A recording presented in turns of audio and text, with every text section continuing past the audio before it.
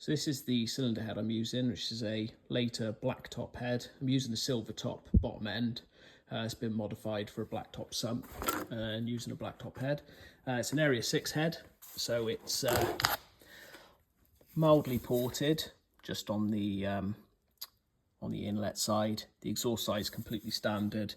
It's got 1 mil oversized inlet valves, standard exhaust side, because again, not going to be needing it for the power I'm going to be running. Also gone through my boxer camshafts, got about 8, 9, 10 camshafts, so sort of measured everything up and come out with the 3 top ones. So this is the exhaust cam here.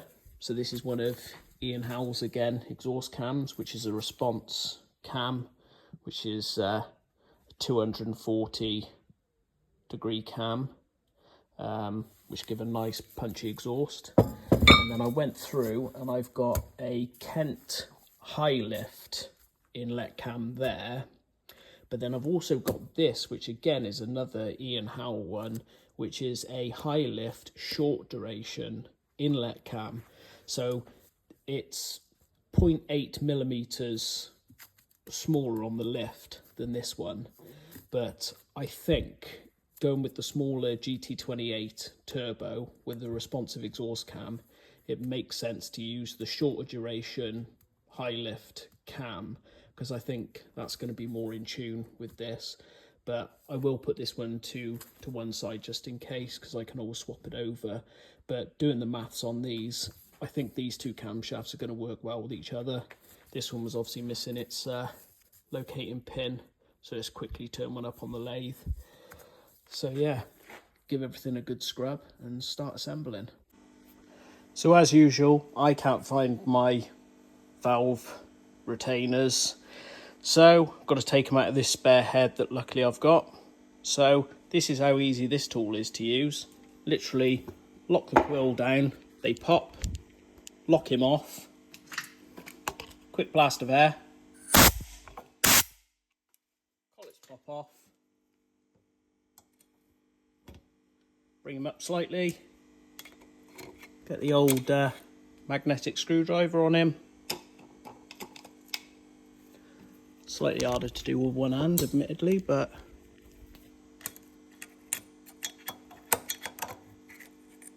there's the other one.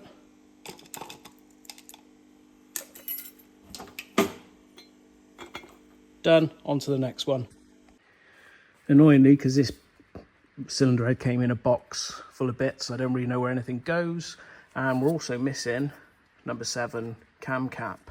So as these are line board, I'm going to have to go through my box of spares, see if I've got one that's the right tolerance. By complete chance, cam cap number 7 off the spare engine fits, nice and free, still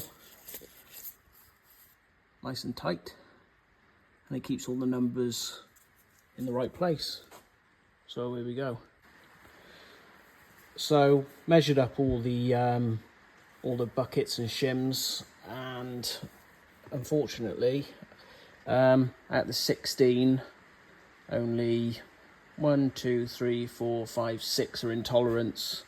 So what I'll have to do is order 2 3.25 shims and 8 2.85 shims after a bit of wild maths. So all these are useless, they're at tolerance. So can't finish building it tonight, which is a shame, but I'll get onto IKE and order up some shims, and then at least the cylinder head can be built up and stuck on the block then. Right, so had a bit of problem with the matching the old tappets up, because some of them just were miles out of tolerance for this. So what I've done is I've mic'd them all up, which showed some pretty big indiscrepancies between the actual buckets themselves. So what I've done is I've just laid them out, and I've just matched the tallest bucket with the shortest shim in a hopes that it will go together, and I'll only have to swap around sort of minimal caps then. So we'll start with the exhaust side and go from there. So I needed some new shims because the gaps aren't right on this head. And some of you probably know when you start going up into the higher numbers, you can get up to 295. Nobody supplies shims for a Zetec anymore that are 3mm or over, and only needed 2. So I've done some digging, and the Vauxhall Astra ones, they do them right up to like 4mm, but they're 28 diameter rather than the Zetec's 27.5. So I've got to take 0.5mm off them. So it's time to get them on the valve grinder. So give the oil pump a service. I know that this is it's a used pump, but I know that it's a good used pump, and I'd rather use a good used pump than some Chinese shit. So obviously stripped it down, masked it all off, blasted the outside, cleaned the inside with geyser, deburred it all, rebuilt it, put a little spread of Vaseline on the gears, which is what I normally do, just for on starter, give it a bit of protection. So I'll assemble it up now with the front plate and get it on the block. So now started to do the sort of mock-up dry build on the engine, and obviously there's something I overlooked massively, which I'll admit to. I'm obviously using a black top head and a silver top bottom end because that's the best bottom end that I've got. That's the best cylinder head I've got. But the timing belt tensioners are completely different. This here obviously is the black top.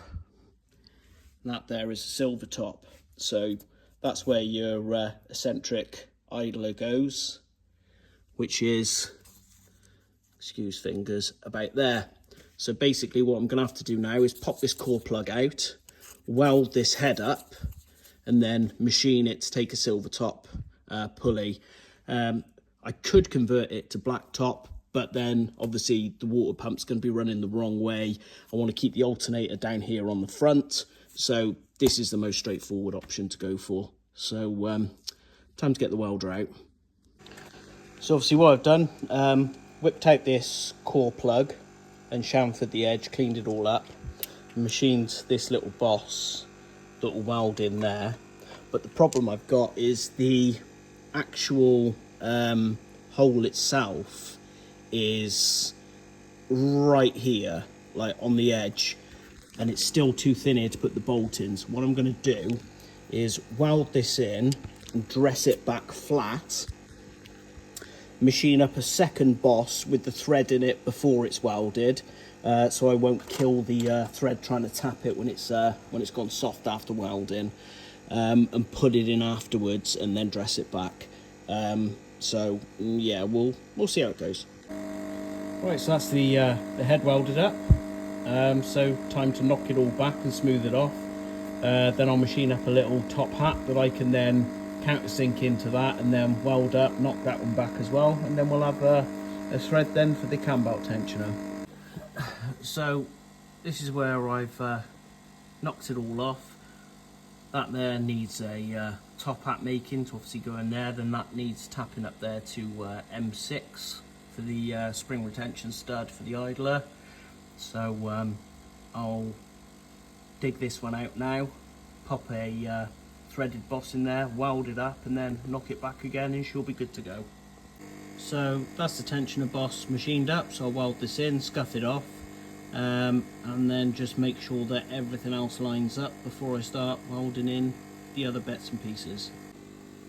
So what I've done is I've built up this area with weld to put the locating stud in, tapped him there for the spring stud, and then you don't really want to tap into just welded material just in case there's any like porosity or defects in it, and this is going straight into the water jacket. So I've machined up this little M10 boss, give it a real good scallop on it and put a lip on it, and then I'll fill all of this with weld then, so it's got a real good sort of bite onto it, and then knock it back off, and then silver top cam belt tensioner then will run on this black top head. So that's the head all built up. knock back, all the rest of it. And now we have a fully functioning silver top idler and a black top head. So happy with that. Now that that's done, I can crack on with sorting the rest of it out. So got here a Sierra 1800 CVH crank pulley. Going to be using this because it's already got a 36:1 trigger ring built into the back, which I'm going to be using on the Pectowl. But obviously they're a lot wider at this point than they need to be, so I'm just going to take this back on the lathe just to give me a bit more clearance on the inner wing, because they already run pretty close as they are. So next area to address is actually mounting the engine in the car. Typically you use a CVH mount, but only the top 2 bolt holes line up. This one hasn't even got a hole, and that one's a fair bit up this way. So time to modify this. A lot of people run them with just 2 bolts, but yeah, it's a bit Mickey Mouse. So time to sort it properly.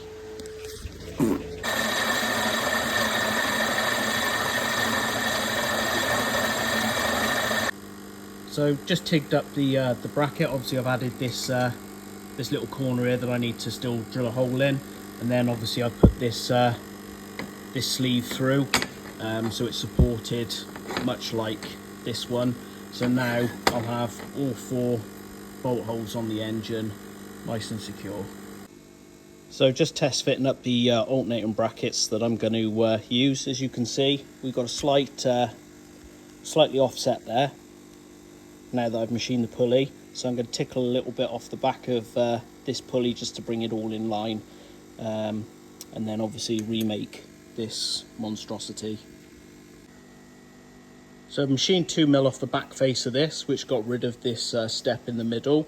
So I've just taken that step back in off the outside of this rib, just so it sits slightly off the fan. And now she's perfectly in line on the ribs. So got to make a spacer now for the water pump, because obviously this runs on a belt that encompasses all 3 of these belt drives. So I've now got to work out the offset of this, which looks like it's about, I don't know, 1/2 inch, and just space the water pump pulley out a little bit so it all runs true and in line. And now I've got my little pointer to point at stuff like this and this. Anyway, working out the bracketry for this, because I'm obviously using, this is Sierra, and all this is, and then this is Zetec. That pulley is supposed to be the other way round. Like I said, it looked as if it was about 12mm out, and it was actually 12-13mm out. So what I've done is I've just spun this round so it's back to front, and now it's all running true and in line. But one of the things that I remembered looking at the car is this pulley used to foul the inner wing sometimes under load when the engine would move, because they run so close. So what I've decided to do is go with a 3 rib belt instead of the 5, which is plenty strong enough for this because it's not driving anything like an aircon pump or a power steering pump.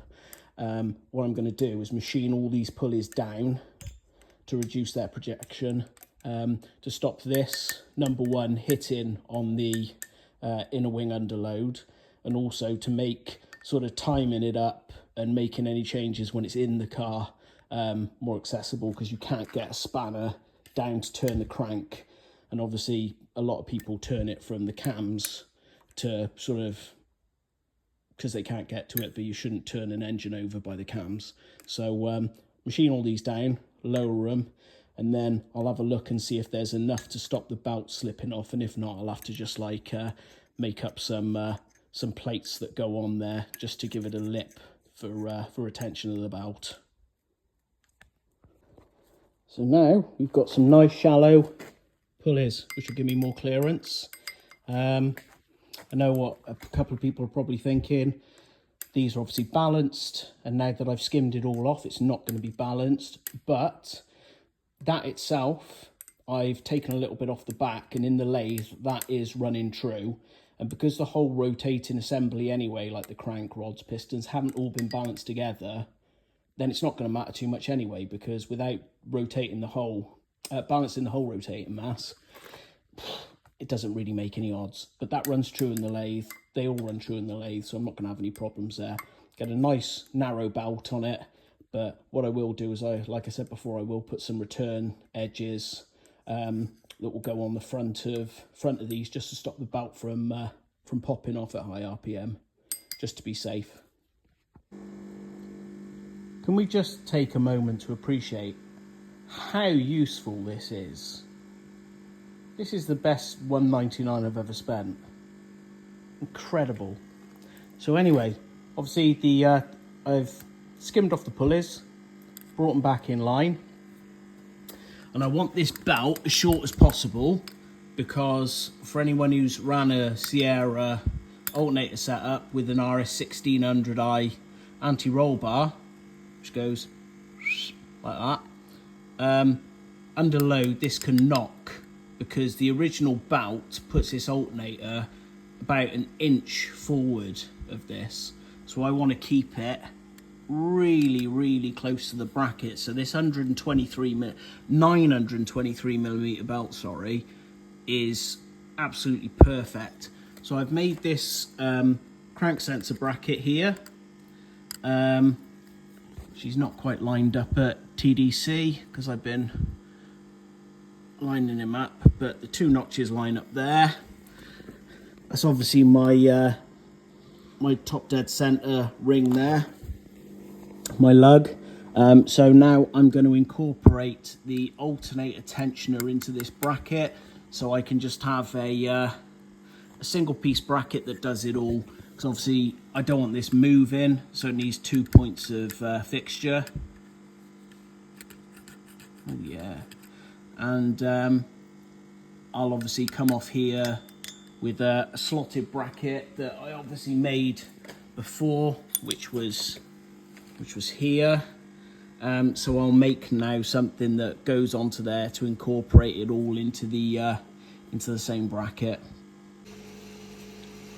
So that's it, one piece bracket from here to here, and then obviously this little adjuster on here to adjust the belt length, nice and short, because I don't need particularly that much adjustment in the belt, and if I ever do, I'll just make a new adjuster. I want it all to be nice and small and neat, so that can just adjust out. Not really much to say about that really. That's your top dead center line on there. So I've got a mark on there so I know where it all lines up. And then yeah, this bracket then does both the job of supporting this and then has a takeoff for that. So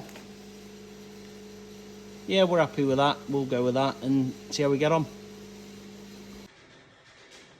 I should have known that this was going too well. Yep, she's stripped. Thankfully only one. So bang a coil in it, helicoil times cert, whatever I've got to hand. And I can actually build the head then. Right then, so finally that's the engine all built up, cams all dialed in. Yeah, been emotional because I'll be honest, building engines isn't really my thing. It's not something I particularly enjoy. I can do it, but I don't really enjoy it. So I'll leave that to the rest of you perverts who fucking snort brake cleaner. All good to go, which is good because I need the engine in now before I can do anything else on the car. The diff came back today for the gearbox, because we took it all apart, measured everything, cleaned it, put it back together, tested the breakaway torque on it, and it was over 120 Newton meters torque, which is a metric fuckload. So I worked out with some maths I needed to lose 1.2 millimeters throughout the diff to get that sort of get the breakaway torque down to more manageable, sort of 60. Mate of mine said I've got a couple of Atlas limited slip diffs, which is what that one is actually out of. It's a billet cased Atlas limited slip diff. He said, I've got a couple here that need rebuilding. I might be able to mix and match a couple of plates and just resurface them and you'd be away. So he took it off me, worked out that he had a set of plates there which he banged straight in it and it made 58. So by the time that bed's in, it will be perfect and it will still have plenty of slack there to use the ramps properly. So that's all good. So I'll get that in the gearbox probably next week now, because this week's going to be pretty full on. That means the gearbox can go on the engine, engine could go in the car, and then I can go sort out the plumbing then, because I can't really do much to the radiator and the oil system or anything like that without the engine. So yeah, glad to have this well and truly crossed off the list, and we'll see where we are now. So now that the engine's all built up, I can go on about putting all of the bits on. I obviously knew this was going to happen, hence why I painted the bracket first, because you always paint stuff and then machine it after, when you realise you haven't left enough relief. But anyway, I've had to cut some out of the bracket here just to clear the bout, so that will need repainting, just like I planned it would to start. Now it's on. I've obviously set this pulley now up in the lathe and machined all of the teeth to get all the paint off and make sure that they're all flat and going to give me the same gap. Now, because obviously I've machined this pulley down to get in line with all the rest of the bolts, the bolt doesn't seal quite flush now with this. So when you dog it up and tension the crank bolt, there's a bit of rock in the pulley, obviously. So I could just make a shim to go up, but what I've decided to do is I'm going to make a cap head bolt to go in there, and I'm going to make like a washer that comes around here with the relief in here that this needs, so it's done a little bit more properly than just sticking something behind. So I started machining up a washer type spacer that I had in my head, and then I realised that I've got these on the shelf for the 6-link kits. So I've just boshed the back off that, turned a recess in it, and then that now sits over the crank, and then we'll put an M12 by 1.5 bolt in it. So I do have one small problem, and this is what happens when you try and do things and leave it over long periods of time and go back to it. I basically had 4 oil pumps, all genuine oil pumps, and I boxed them all up, and the one that was with my engine parts I assumed I put there because that was the best pump, and I checked it and it was all very good. So obviously I deburred it, rebuilt it, I've put it on the engine, everything's all timed up, and I've realised that it's not the Escort pump, it's a Mondeo pump. And obviously you can't put it in one of these engine bays because it hits the chassis rail when you put a filter on it. The Escort one is obviously angled. So I've done some measuring and I think this will fit. I've got an oil cooler extension off a Cosworth. So I'm going to put that on, which will put my filter in a place up there which is going to be easier to access, and then I should have clearance then on the chassis down at the bottom if my measuring outside of the car is correct. The one thing I've got to do is, obviously, because this extension takes the oil in one side and diverts it round, it's got an interesting bolt adapter here, which you can't use the Cosworth one because they've obviously got the water oil modine on the back, which would put it out like that. So you can't use that. So I'm going to have to make a bolt. So I'll get on the lathe now and make up an adapter. So I machined my little adapter up. So then that goes in there, as the normal one does. You see this hole, because that hole, when it's tightened up, will align. Oh. That hole then aligns up in the bottom there.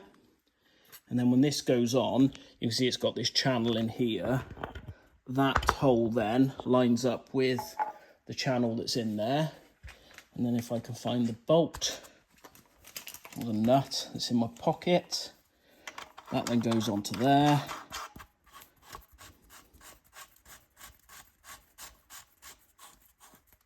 And now,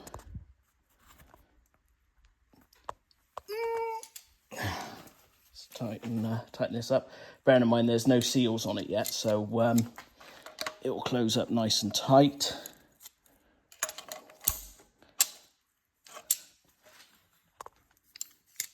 That then will sit like that in the back of the engine. So I've got enough space, or enough area here in the cutout to move it up and down slightly to get some better alignment. But that will then sit on the back of the block, keep things still nice and tight in the back there, and also make oil changes a bit easier. Then obviously I can route off here round to the old oil coolers then that's on the front of the engine. So that's another little job ticked off the list. And hopefully this weekend we can get this this engine in the bay.